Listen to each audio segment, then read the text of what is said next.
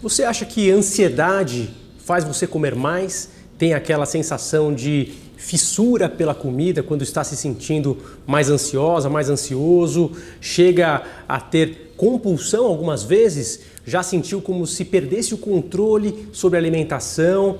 Ou então, se alguma vez já percebeu que a alimentação é uma forma de lidar com as sensações físicas? Será que é uma boa ideia a gente usar, por exemplo, chocolate para aumentar a serotonina, a gente usar doces para lidar com as emoções? Ou será que isso é sinal de que alguma coisa não está indo muito bem? Muita gente que ganha peso suspeita que tenha um transtorno de ansiedade por trás daquilo ou até uma alteração hormonal, mas eu vou mostrar para vocês hoje que existe um aspecto muito mais simples em relação à regulação das nossas emoções que pode influenciar drasticamente a maneira como nós nos alimentamos. Quem sabe, aplicando algumas dicas práticas que eu vou ensinar hoje, você consiga se livrar daquela história de comer por ansiedade.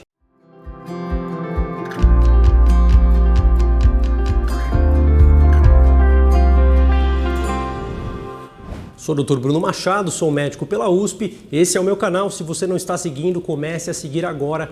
Vamos hoje falar sobre essa história da ansiedade que influencia a nossa alimentação, que faz a gente comer mal, que faz a gente comer em excesso, com fissura, com compulsão alimentar. Na verdade, a gente escuta as pessoas falando de maneira leiga como se o transtorno de ansiedade levasse a pessoa a comer mais, mas, na verdade, é uma ideia parecida com essa, não é exatamente isso. A gente não pode dizer que um transtorno de pânico, um transtorno de ansiedade generalizada causa o aumento do apetite. Na verdade, por vezes, esses transtornos podem até tirar o apetite. No entanto, o que tende a influenciar a nossa alimentação é a maneira como nós linkamos a alimentação a nossas emoções, o nosso comportamento de juntar as duas coisas. E aí sim, nesses momentos de maior ansiedade, a gente começa a reagir comendo mais, comendo de uma maneira impulsiva, compulsiva muitas vezes, ligando o piloto automático. Sabe aquela história de ter uma válvula de escape no dia a dia? Eu tenho um chocolatinho, eu tenho um suquinho aqui que eu uso como uma válvula de escape quando eu estou no trabalho, quando eu estou estressado, estressada, enfim. Essa é uma ideia equivocada, porque neste caso estamos nitidamente linkando a nossa regulação emocional à nossa alimentação. E isso não é correto quando é feito de maneira imediata, buscando uma sensação, buscando um alívio. Em geral, alimentos calóricos são usados. Muito açúcar, isso tem uma ação no nosso sistema nervoso como se fosse uma droga, né? A maioria das pessoas que usa chocolate usa muito mais pelo açúcar do que por qualquer outro componente, triptofano, outros doces também, alimentos bastante calóricos, sucos também que são rapidamente absorvidos, tendem a trazer uma sensação de relaxamento, de um certo prazer, só que muito fugaz, muito rápido. Depois disso, a tendência é vir novamente uma sensação negativa. Não estou falando aqui que a alimentação não tenha um papel importante para a gente se sentir bem. Claro que tem, mas isso é uma coisa planejada, arquitetada, muitas vezes construída junto com um nutricionista, por exemplo, mas sem dúvida alguma, quando se torna um processo reativo e imediato de busca de sensação, existe um descompasso que precisa ser modificado. Agora, como que a gente vai lidar com isso? Primeiramente, a gente tem que aprender a reconhecer todo o ciclo vicioso que está por trás desse comportamento. Normalmente, isso tem um lugar e uma circunstância em que se manifesta.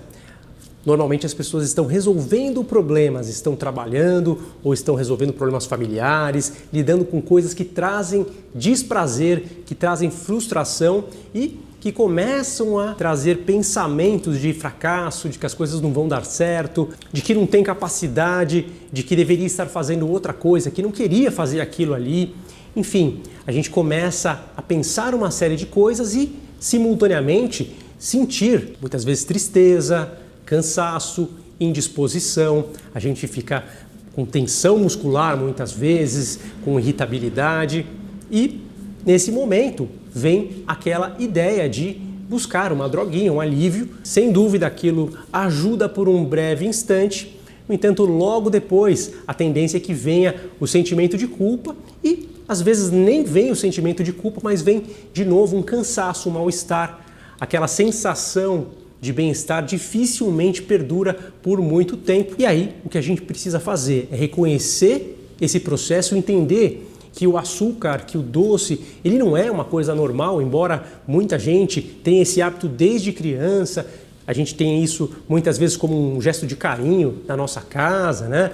Os pais, enfim, familiares cuidam das crianças, dão um docinho como um gesto de carinho. A gente aprende que aquilo é legal, que aquilo é uma coisa boa, mas a verdade é que os nossos antepassados não consumiam açúcar dessa forma e, sem dúvida alguma, é algo que não é natural. O nosso corpo não foi feito para lidar com aquela carga de caloria num intervalo de tempo tão curto e, sem dúvida alguma, a reação que isso provoca no nosso cérebro, em áreas que regulam as emoções, lembra muito, nos estudos inclusive, como uma droga se comporta, né? Drogas como o álcool, como a nicotina, até drogas ilícitas, têm ação numa região muito parecida com essa área em que atua o açúcar. Então a gente precisa tomar muito cuidado para não colocar o açúcar, o doce, o alimento calórico nesse contexto de lidar com a frustração, de regular a nossa emoção. Feito isso, vem a hora de pôr a mão na massa, de realmente atuar para separar a nossa regulação emocional, a forma como a gente lida com nossas emoções da alimentação. E como que a gente faz isso? Com planejamento. A gente vai organizar a nossa alimentação, de preferência com a ajuda de um nutricionista, de uma nutricionista.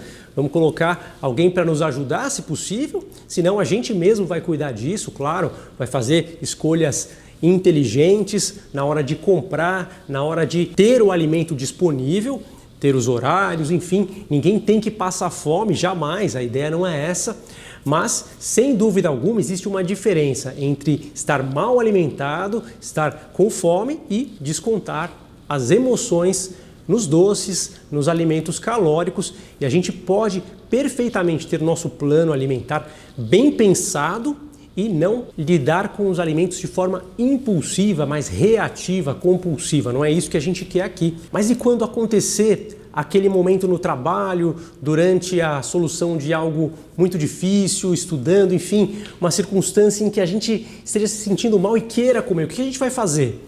Ora, a gente vai aprender a colocar outras situações no lugar. A gente vai lidar com essas emoções de uma outra forma.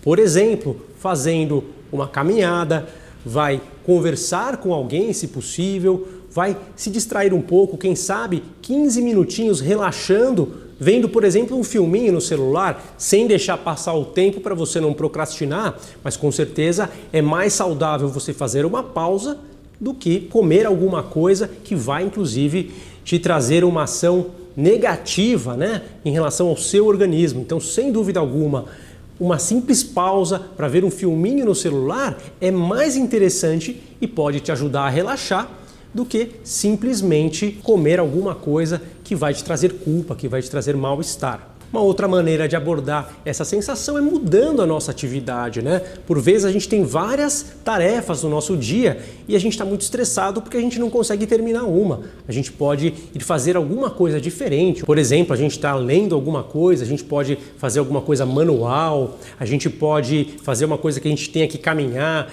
e resolver um problema que a gente vai andar um pouquinho. Enfim, a alternância de tarefas ajuda a gente a lidar com essas emoções. Evidentemente que você pode usar essa emoção, esse sentimento, para identificar a hora de mudar essa tarefa. Muita gente não consegue perceber o corpo dando o recado, a nossa mente avisando: olha, eu estou ficando frustrado, estou ficando cansado, esse cansaço eu tenho que mudar, eu tenho que me cuidar, fazer alguma coisa diferente. Tem gente que entende esse sinal como: opa, preciso de açúcar. Você tem que usar isso a seu favor, não contra você. As emoções estão aí para ajudar a gente, não para nos prejudicar. Mas e quando a gente fica na dúvida se a gente está com fome ou se a gente está irritado, irritada, enfim, se você está se sentindo com tensão, com nervosismo, e imagina que isso pode ser um pouquinho de fome. O que a gente faz? Vai comer ou não vai comer? Aí nós temos uma ótima oportunidade para fazer aquilo que a gente chama de Mindful Eating.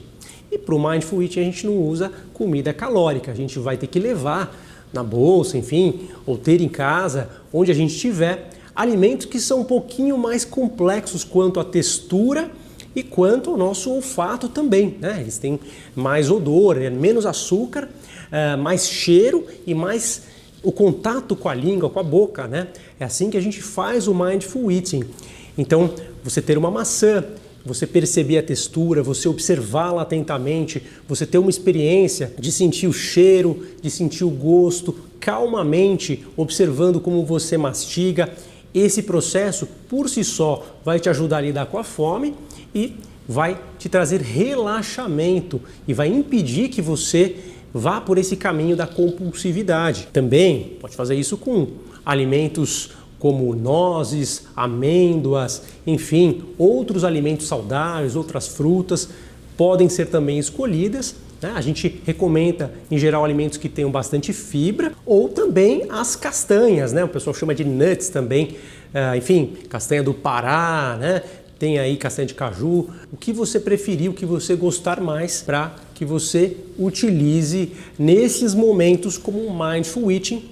Né? O Mindful Eating é uma forma de mindfulness. Quem quer aprender mindfulness, inclusive com um módulo específico para desenvolver o Mindful Eating, pode baixar o aplicativo WeMind, o aplicativo no qual eu sou um dos autores, e com certeza é um guia prático muito interessante para a gente desenvolver essa prática que ajuda bastante. Depois do Mindful Eating, né, a gente tem que perceber, ainda como um ato de mindfulness, como que a nossa emoção está sendo modificada. Depois da gente comer, a gente vai perceber a nossa sensação, sempre voltar um pouquinho da nossa percepção sobre a maneira como nossas emoções foram influenciadas. A gente nunca vai arrancar as emoções ou vai mandá-las embora, mas a gente vai influenciá-las a serem transformadas. E quando a gente percebe que a gente consegue com as nossas ações influenciar, a gente começa a se sentir motivado, ter gratificação por essa realização, a gente se sente melhor,